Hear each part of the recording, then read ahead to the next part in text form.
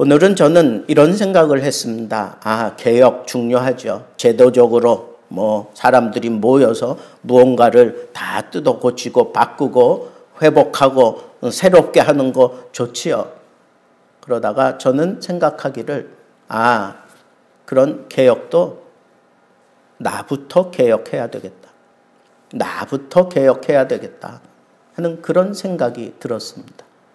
한 사람만 제대로 개혁이 된다면 하나님께서 그 한 사람을 통해서 세계를 뒤집어 놓았어요.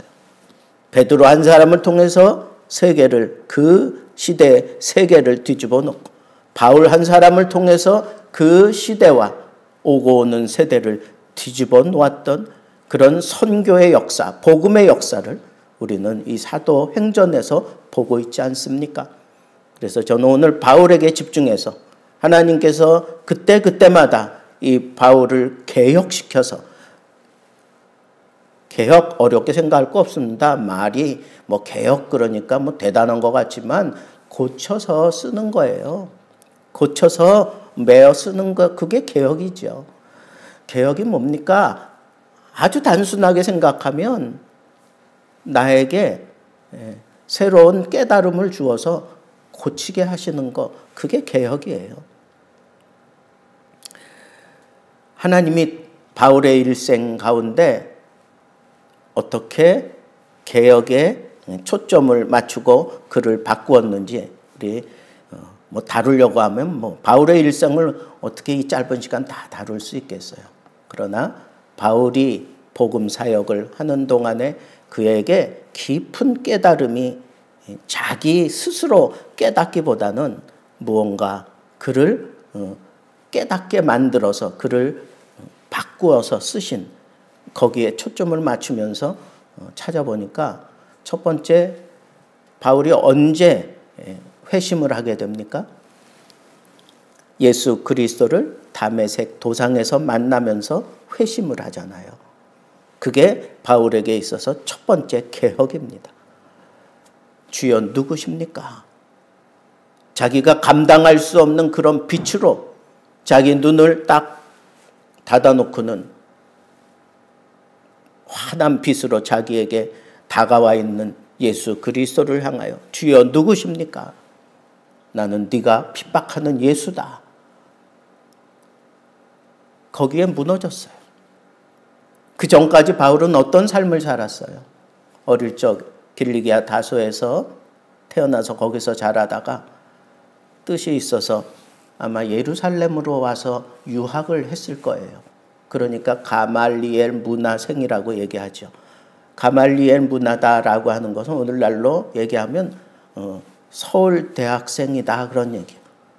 아니면 미국의 무슨 하버드나 예일 대학이나 굉장한 그런 대학에 가서 거기서 정통한 학문을 한 사람을 얘기하는 거예요. 최고의 그런 학문을 그는 배웠어요.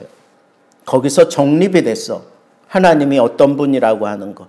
그리고 나는 최고 학부에서 최고의 스펙을 가지고 있는 사람이다. 자기 아버지가 로마 시민권을 돈으로 살 정도가 되면 그가 상당히 부유한 가정에서 자랐다고 하는 것도 알 수가 있습니다. 나름대로 당당한 권세도 있고, 그리고 학식도 있고, 그리고 부유하고, 그리고 거칠 것이 없는 그런 젊은 청년이 자기가 알고 있는 하나님에 대해서 좀 이상하게 전한다고 생각되어지는 무리들을 보고는 그들을 완전히 소탕해 버리려고, 그게 하나님을 위한 자기의 열심이었는데 그 열심을 가지고 완전히 예수 믿는 사람들을 다 소탕해 버리려고 공문서까지 받아가지고 가다가 다메섹 도상에서 예수 그리스도를 만나고 예수 그리스도 때문에 그가 무너졌습니다. 그가 가지고 있었던 그 스펙트럼이 완전히 다 깨지는 소리가 거기서 들려온 것입니다. 여러분, 우리 자신을 개혁하기 위해서 제일 먼저 깨져야 될 게 뭐냐? 내가 가지고 있는 내가 자랑스러워할 만한 이 모든 것들을 다 버려야 되는 거예요. 내 학식도 그것으로 인해서 아주 고집, 그리고 완전하게 그거 외에는 다른 사람하고는 융통성을 발휘할 수 없을 정도로 확고한 지식으로 확 자리 잡은 그거 깨져야 하나님이 그를 변화시키기 시작합니다. 그는 잘못한 것이 없다고 생각할 정도로 FM대로 믿음 생활을 하고 있다고 생각했어요. 근데 하나님이 그것도 깨부십니다. 자기가 가지고 있는 학식, 자기가 가지고 있는 배경, 자기가 가지고 있는 그 모든 것들 예수 그리스도와 부딪혀 만나는 순간에 다 와장창 깨지고 말았습니다. 그리고 그는 확실하게 깨달았어요. 그래서 자기 눈에 비늘 같은 것이 떨어지자마자 나가서 예수 믿는 사람들을 잡아 죽이려고 했던 사람이 예수를 전하고 있어요. 그러니까 주변의 사람들이 미쳤다라고 얘기할 정도로. 정리가 되지 않으니까 사도 바울은 즉시 아라비아 광야로 갑니다. 거기서 약 3년 동안 거기서 혼자 있으면서 하나님에 대해서 새롭게 정리를 해요. 예수 그리스도에 대해서 정립을 합니다.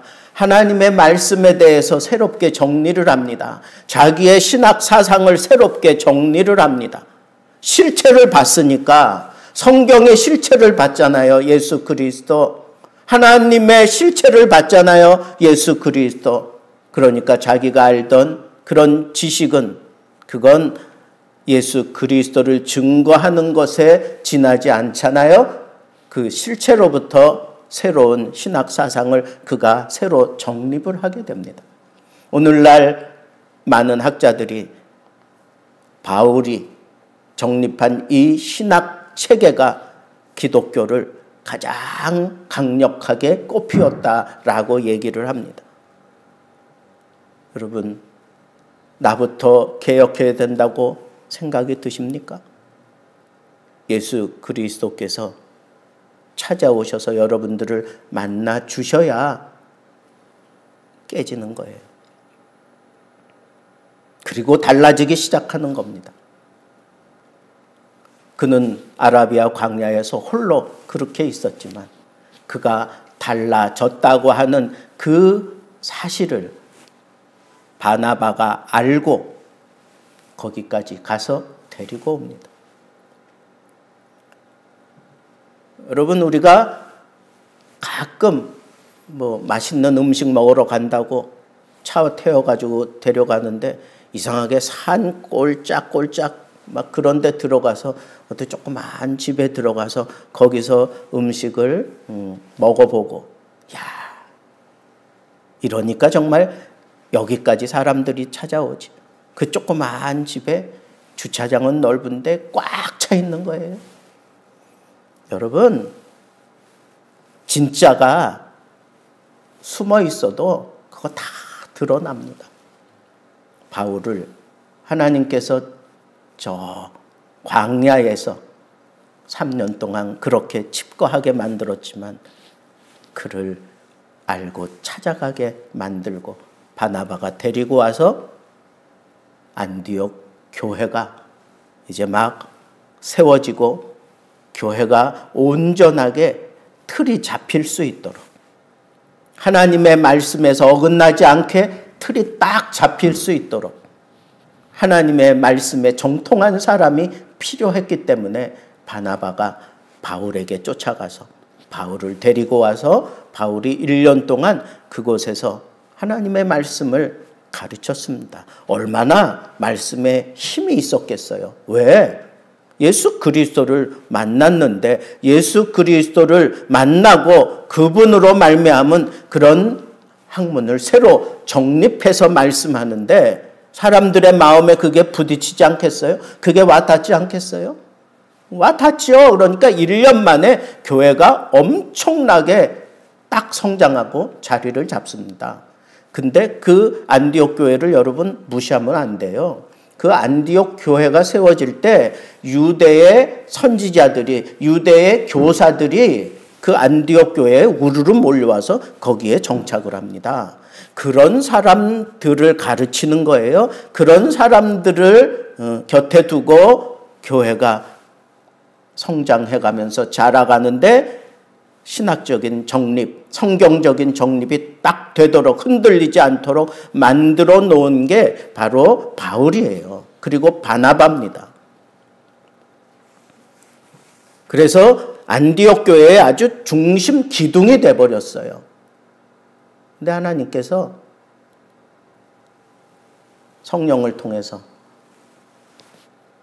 바나바와 바울을 따로 세우라, 그렇게 얘기하고 다른 사람들을 금식하며 기도시키게 하더니 결국은 이 두 사람을 선교사로 보내버립니다. 성령께서 역사하셔서 그렇게 만들었어요. 그러니까 성령께서 그렇게 주도해 가시니까 교회가, 아니 우리하고 좀 더 있으면 좋을 텐데, 아니 우리가 이렇게 겨우 이제 자리 잡았는데 1년밖에 되지 않았는데 이렇게 풍성해지고 이렇게 부흥이 된 이 교회를 어떻게 하라고, 그 성경의 정통성을 과연 누가 지켜가라고 하나님 이렇게 이 두 사람을 보내려고 하십니까? 뭐 그런 생각 안 들었겠어요? 바울이라고 그런 생각 안 했겠어요? 그런데 순종합니다. 바울이 두 번째 개혁은 바로 거기서 일어나요. 성령께 순종하는 걸 배워요. 그런데 아직 좀 확실하지 않아. 1차 전도 여행을 마치고 돌아옵니다. 다시 이제 제2차 전도 여행 팀을 꾸리기 위해서 누구하고 같이 갈 것인가 뭐 이렇게 의논하다가 바나바는 마가 요한을 데려가자. 마가 요한은 제1차 전도 여행 때 같이 다니다가 중도에 포기하고 돌아온 사람이에요. 바나바는 자기의 생질이기도 하지만 필요하니까 데려가자 그러지만 바울은 어림도 없습니다. 어떻게 주의 사역을 하다가 그렇게 중도에 포기한 사람을 또 데리고 가느냐? 어림도 없습니다. 그리고는 바나바하고 이 바울하고 대판 싸웠어요. 성경에 보니까 심히 다투어 결국은 갈라섰어요. 그래서 바울은 실라를 데리고 가고 바나바는 마가 요한을 데리고 따로 선교 여행을 시작합니다. 그런데 바울이 제2차 선교 여행을 하면서 성경을 보면 여러분 아주 굉장하게 막 그냥 역사도 많이 일어나고 하나님의 말씀이 제대로 선포되어지고 막 이러면서 굉장한 그런 공적을 이루어가는 그때에 바울 팀이 이제는 이 소아시아를 확 다 집어삼켜야 되겠다라고 생각하고 잘 나가고 있는 그 팀이 이 소아시아를 딱 겨냥을 해서 그쪽으로 방향을 틀어서 막 가는데 하나님이 말씀을 전하지 못하게 막으셔요. 성령께서 막으시는 거예요. 자기들이 아무리 애를 써도 성령께서 막으시는 거예요. 어떻게 막았는지 난 모르겠어요. 말씀을 전하지 못하게 했다 그런 거 보니까 여러 사건들이 있었겠죠. 성령께서 하시는 일이라고 하는 걸 바울이 알고 있는 거예요. 깨닫고 있는 거예요. 그러다가 환상 중에 마게도냐 사람이 우리에게 건너와서 우리를 도와달라고 하는 환상을 보고 결정을 합니다. 이게 하나님의 뜻이다 인정하고 그렇게 마게도냐로 떠납니다. 거기는 육로를 통해서 이 복음을 전하려고 했던 계획을 다 정리하고 배를 타고 건너가야 돼요. 이건 새로운 어떤 복음 전도 방식을 자기네들이 수용해야 되는 거예요. 모든 계획을 다 전면 올스톱하고 그쪽으로 해야 되는 거예요. 여러분, 이게 쉽습니까? 어려워요. 그런데 바울은 순종합니다. 그리고 결국은 배를 타고 건너가요. 거기서 우리가 잘 아는 대로 한 무리의 여자들을 만나게 됩니다. 기도하는 곳을 찾아가다가 한 무리의 여자들을 만나서 그 여자들이 뭐 얘기하고 있는 것을 보고 있다가 가서 말씀을 전합니다. 그런데 그 말씀을 아주 청종에게 들었던 한 여인이 있어요. 그 여인이 루디아입니다. 루디아가 그들을 자기 집으로 초청을 하고 훗날 그 집이 우리가 잘 아는 대로 교회가 되고 그 교회를 관문으로 해서 전 유럽, 오늘날 전 유럽에 복음의 태풍이 불어닥치는 놀라운 역사가 일어나게 되는 그런 일들을 성령께서 주도해 가신 거예요. 물론 그 당시 바울은 그런 거 몰랐어요. 자기가 살아있는 동안에 그런 거 보지 못했어요. 그러나 그는 성령께 순종해야 된다고 하는 사실은 알았어요. 그러니까 자기의 모든 것들 다 백지화시켜 놓고 새롭게 받아들이며 성령을 의지하고 가는 그런 사람으로 그가 돌아서게 됩니다.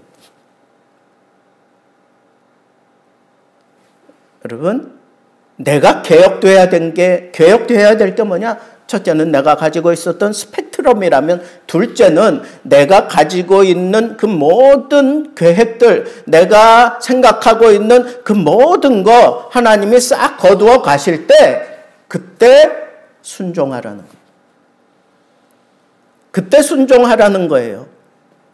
내 생각대로, 내 의지대로, 내 판단대로 되지 않고 그게 옳다 할지라도 싹 거두어서 백지 상태가 됐을 때 그때 하나님을 믿고 두려워하지 말고 발을 내디뎌야 됩니다. 그래야 그가 하나님의 뜻을 이룰 수 있어요. 오늘 말씀에도 그런 표현이 있죠. 내가 심히 두려워 떨었노라. 복음 증거하다가 심히 두려워 떨었다고 얘기했어요. 내 생각대로, 내 판단대로 하는 것은 아닐까. 성령을 내가 무시하고 성령을 내가 외면하고 내 생각을 앞세운 것은 아닐까. 그런 의미로 심히 두려워하며 떨고 있는 바울의 모습을 보고 있어요. 바로 이 사건과 관련된 사건이 사도 바울이 이제 아덴에서 설교를 하게 됩니다. 사도행전 17장은 바울의 설교예요. 멋있는 설교입니다. 이건 설교학적으로도 아주 상당한 연구 가치가 있는 설교예요. 그럴 정도로 굉장한 설교를 했어요. 너희가 참 범사에 종교성이 많다. 우상을 숭배하는 사람들을 향해서 그런 식으로 표현하면서 그네들과 어떤 접촉점을 찾고 복음을 증거하기 위한 접촉점을 찾고 막 그래서 자기가 가지고 있는 그 모든 수사학, 자기가 가지고 있는 그 모든 웅변, 자기가 가지고 있는 모든 걸 다 동원해 가지고 최고의 설득력 있는 설교를 그가 했어요. 근데 몇 사람 외에는 얻을 수가 없었어요. 그리고 순간 좌절합니다. 낭망해요. 그리고는 그 지경을 떠나서 고린도 지역으로 가요. 고린도 지역으로 가서 거기서 누굴 만나느냐 하면 아굴라, 브리스길라 부부를 만나요. 그들이 천막을 만들어서 파는 그런 업을 가지고 있어요. 바울도 자기가 천막을 만들어서 그런 파는 그런 자비량에서 선교하는 그런 같은 업을 가지고 있다 그런 걸 보니까 그렇게 선교비를 충당하기도 했던 것 같아요. 자, 이런 상황 속에서 이 부부가, 이름도 없는 이 부부가 아주 복음을 위해서 자기 삶의 터전을 다 떠나서 기독교를 믿고 있기 때문에 다 떠나라고 하는 명령대로 그냥 이 두 사람이 떠난 거예요. 부부지만 한 사람은 유대인이고 한 사람은 이방인이에요.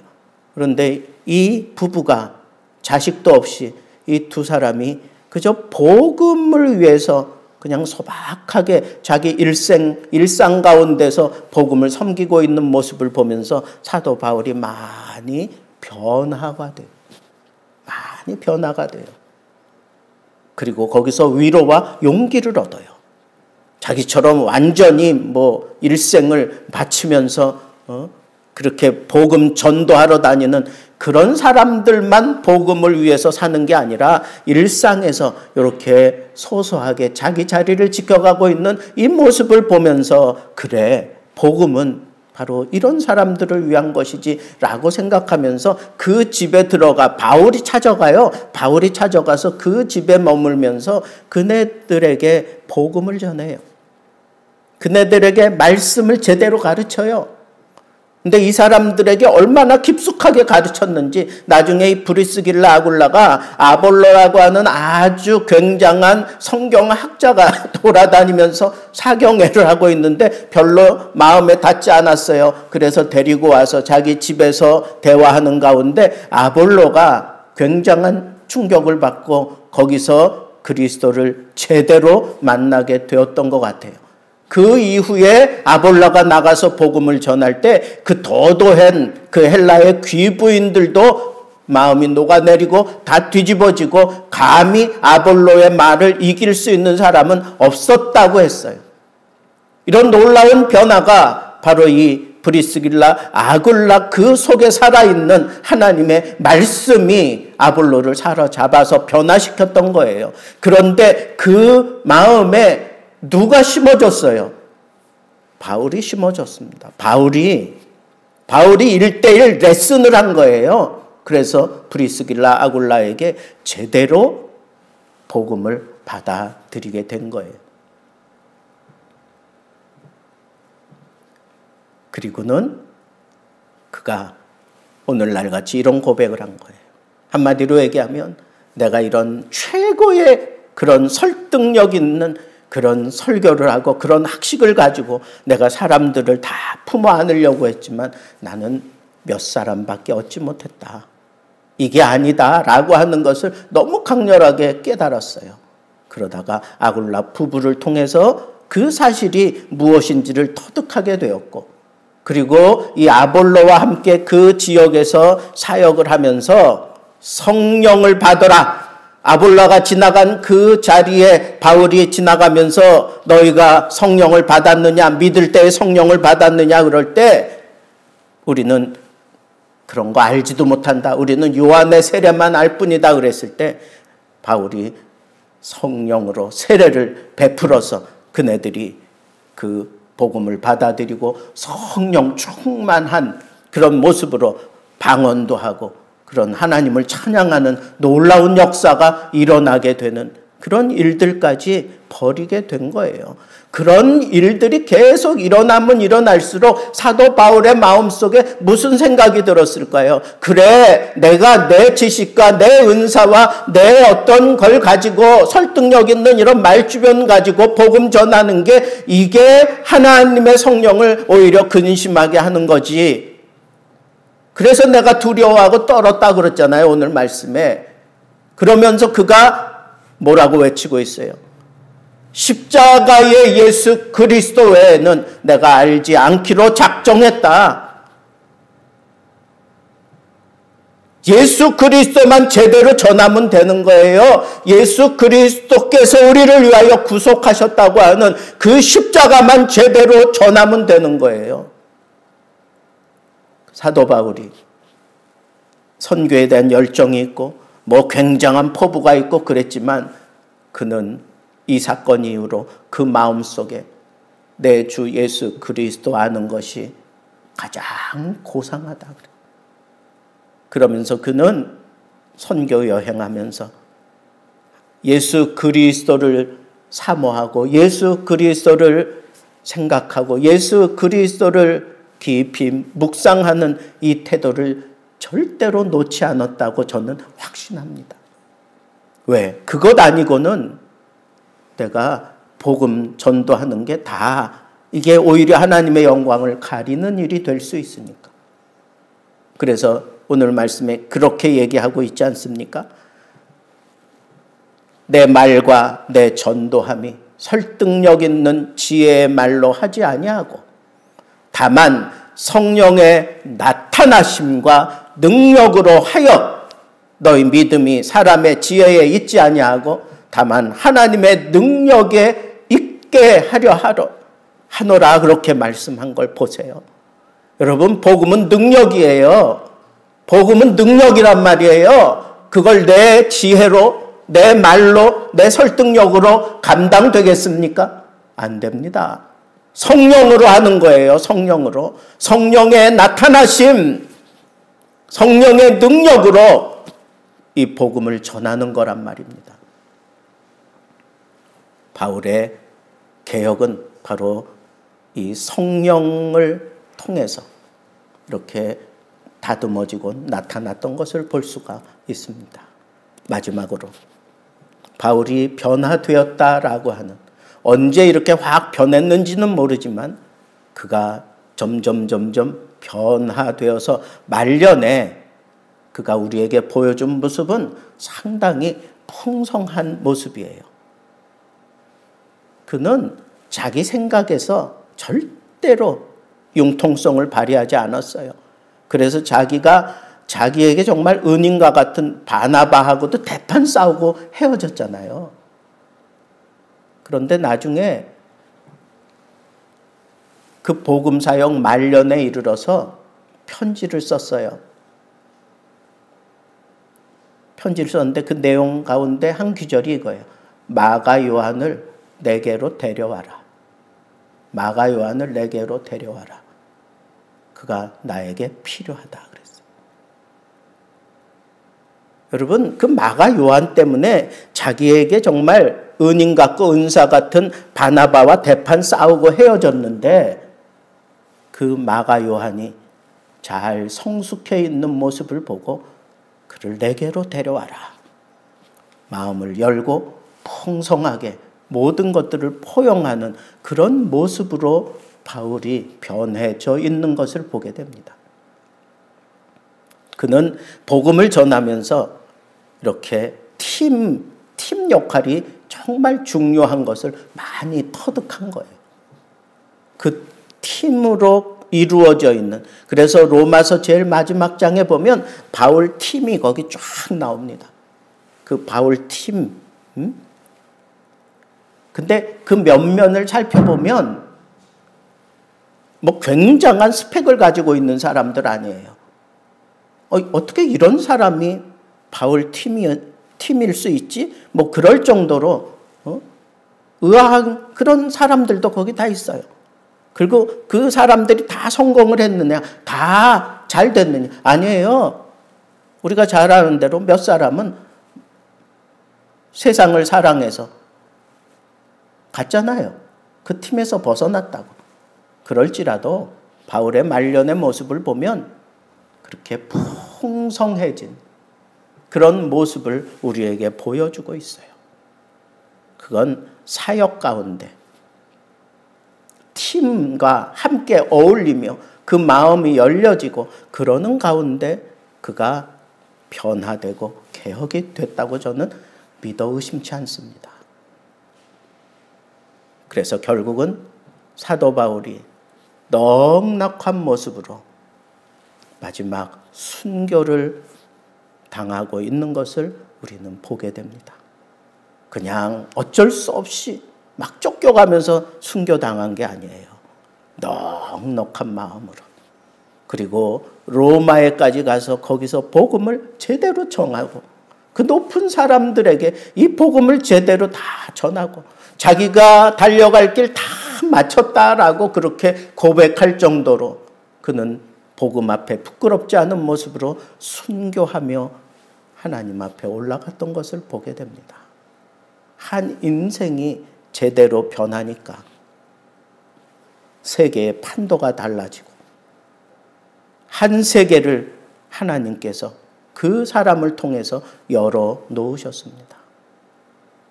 여러분, 우리에게 진짜 개혁이 필요한 때입니다. 어떻게 하시렵니까? 나부터 좀 변해야 되지 않겠습니까? 내 마음만 가지고 변화되지 않아요. 예수 그리스도와의 만남이 있어야 됩니다. 성령께서 주도적으로 역사해 주셔야 가능합니다. 그리고 그 마음속에 복음으로 꽉 채워져 있을 때, 예수 그리스도로 꽉 채워져 있을 때 결국은 그가 복음을 위하여 풍성한 모습으로 순교에도 이룰 수 있었다고 하는 이 사실을 마음에 담고, 여러분, 예수 그리스도의 이 복음이, 교회가, 하나님 나라가 이런 놀라운 일들을 이루어가는데 필요한 개혁이 필요하다면 나부터 변해야 됩니다. 나부터 변해야 되겠다 하는 이 말씀을 붙잡고 여러분들이 이 개혁이 필요한 이 시대에 하나님이 원하는 그런 멋진 사람으로 변화되고 성숙되어 가면서 내 가정을 책임지고 내 교회를 책임지고 이 나라를 책임질 수 있는, 그래서 하나님의 나라를 키워갈 수 있는 진정한 개혁자들 되기를 우리 주님의 이름으로 축복합니다.